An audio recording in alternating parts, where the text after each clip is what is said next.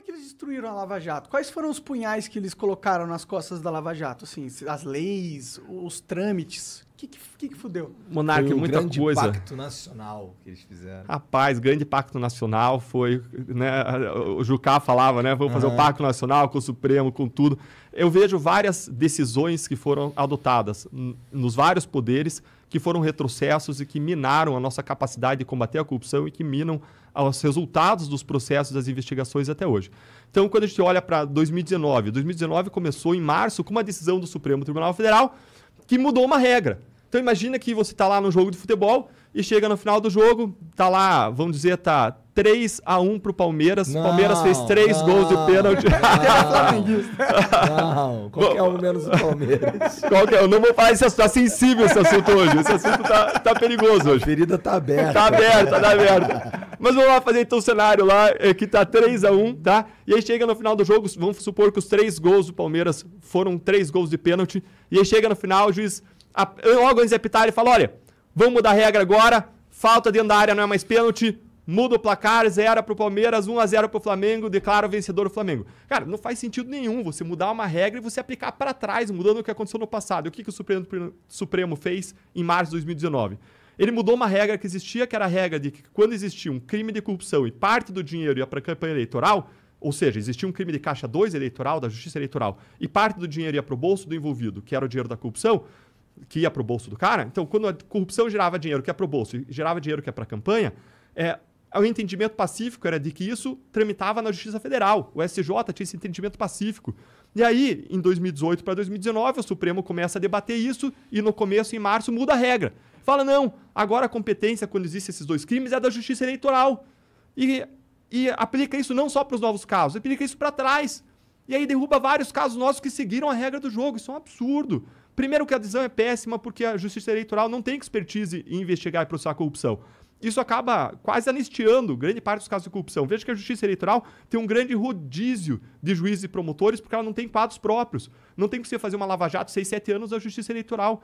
Ela não tem especialidade nisso. É um crime muito complexo, difícil de ser investigado, apurado, processado. Então precisa de uma expertise própria nesse assunto para você trabalhar com isso. A Justiça Eleitoral não tem. Então é muito ruim para os novos casos. Mas pior, se você vai mudar a regra, você tem que aplicar disso da agora para o futuro. Senão você destrói todo o trabalho feito. E destruiu. Anulou o caso Passadina, em que o Tribunal de Contas apontou o superfaturamento de 700 milhões de dólares. Anulou o mensalão mineiro, que é um caso que não era lava-jato, que é um caso de 97 e 98 ligado aos tucanos.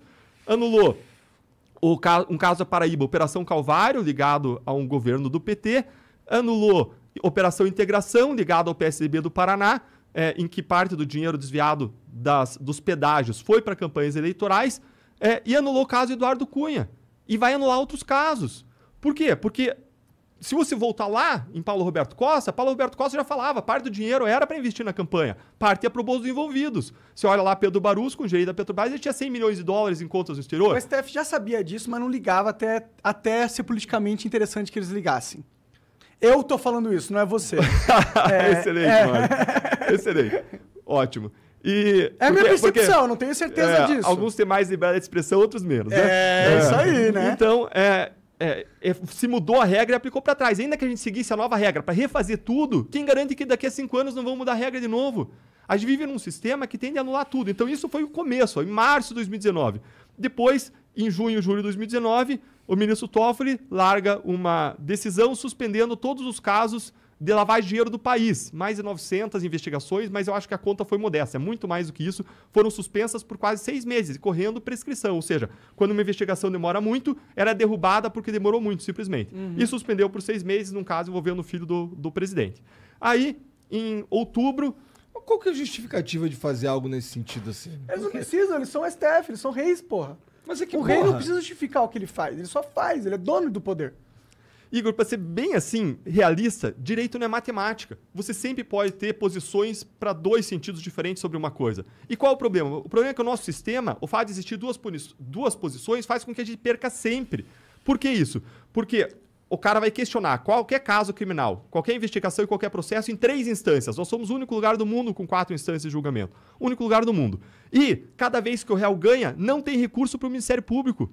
Sempre que ele ganha no habeas corpus em qualquer tribunal, não tem recurso. Então faz a conta matemática. Digamos que tem uma posição em que seja 50% de chance de cada um pensar de um jeito.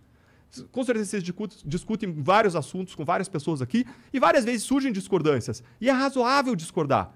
Então é razoável que os tribunais discordem. Em vários casos, essa discordância seja de, sei lá, 50%.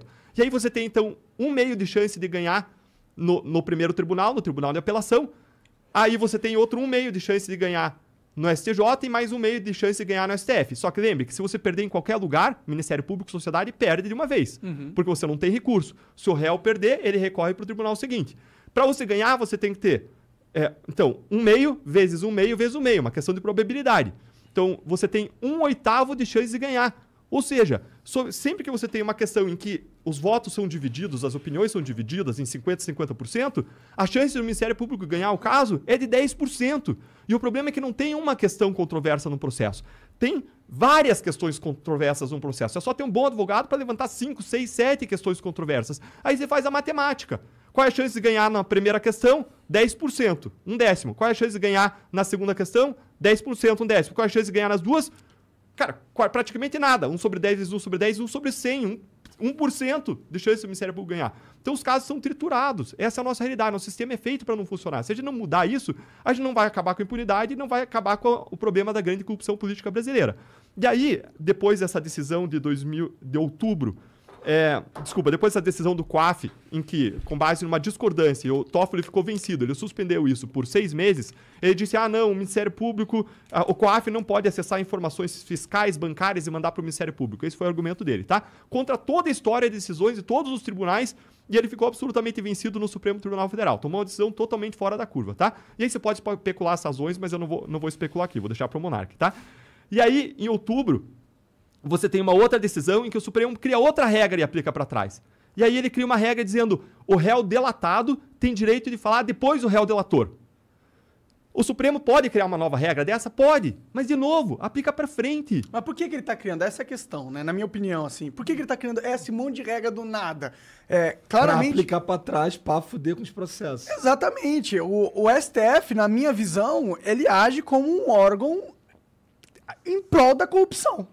Tá ligado? Pode não ser a intenção deles, mas o resultado é esse. Agora, eu duvido qual é a intenção deles. Eu sou cético. Eu não acho que eles são bonzinhos. Essa é a intenção que eu acho que eles têm, entendeu? Monark, esse é o ponto que você colocou. Qual o efeito dessas decisões sobre investigações e processos? E com certeza atrapalham o combate à corrupção. Mas não parou aí. Criou uma nova regra dizendo isso, aplicou para trás.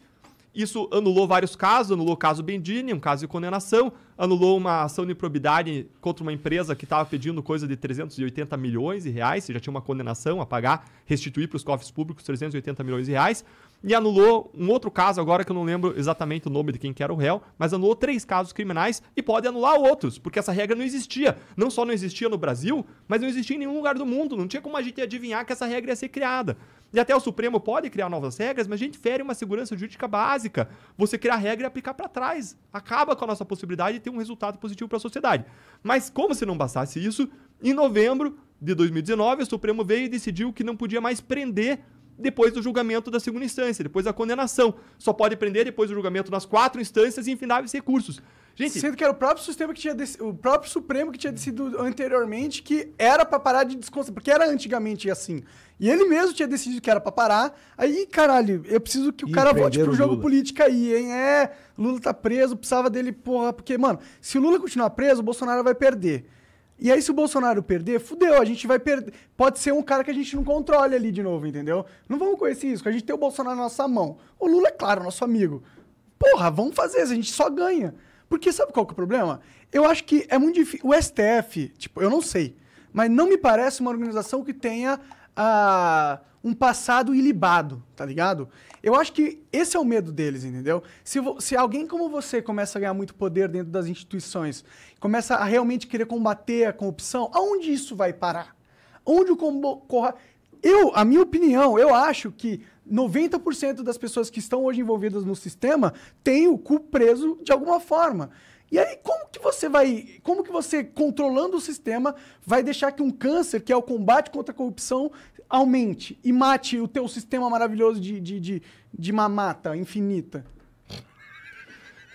Tem uma interpretação muito boa de um juiz lá do Paraná. O Monarca tá tentando Sem dó, né? Tá sem dó. tentando fuder. Não, isso é minha opinião. Isso sou eu que penso. Eu penso isso. Bom, obrigado, Monarca. Então, se você